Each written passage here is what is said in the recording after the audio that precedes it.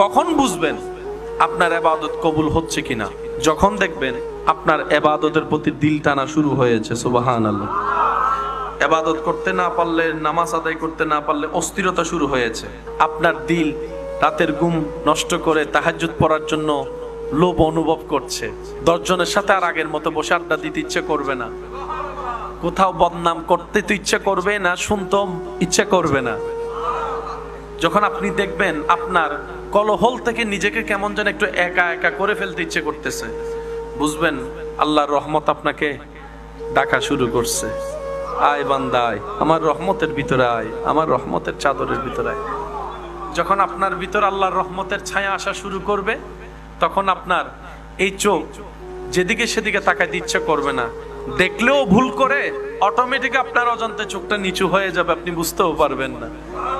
আপনার এই জবান দিয়ে কাউকে পচা মন্দ কথা বলা তো দূরের কথা, কাউকে একটা কথা বলার আগে আপনার এই ঠোঁট 10 বার ভাববে তার অন্তরে আঘাত লাগবে না তো, সে অপমান হবে না তো, সে কষ্ট পাবে না তো। এই জবান আপনার অটোমেটিক কন্ট্রোল হয়ে যাবে। আর যদি ভুল করে বলা হয়েও যায়, আপনার দিলের মধ্যে একটা তুফান শুরু হয়ে যাবে। ওই মানুষের কষ্ট চাইতে 3 গুণ কষ্ট আপনার এখানে অনুভব হওয়া শুরু করবে। যখনই দেখবেন এরকম কিছু নিদর্শন আপনার ভিতরে আসা শুরু হয়েছে, আপনি চোখ বন্ধ করে রবের দরবারে সিজদায় চলে যাবেন। আল্লাহ ওয়া ইবাদুর রহমান আয়াতের নিয়ামত তুমি আমাকে দেওয়া শুরু করেছো, এবার আমি যেন সেটা আরো বাড়াতে পারি এবং ধরে রাখতে পারি, সে দয়াটুকু তুমি আমাকে করিও। সুবহানাল্লাহ। আল্লাহ তাআলা আমাদের সবার হাজিরি কবুল করুন। পৃথিবীতে কত নিঃশ্বাস নেওয়া মানুষ, কত স্বপ্ন আশা বুকে বাঁধা মানুষ আজকে কবরে শুয়ে আছে নিথর দেহ। কার কবর কোথায় নিজের রক্তের অনেক মানুষও হয়তো কবরস্থানের কবরটা চিনতে পারে না।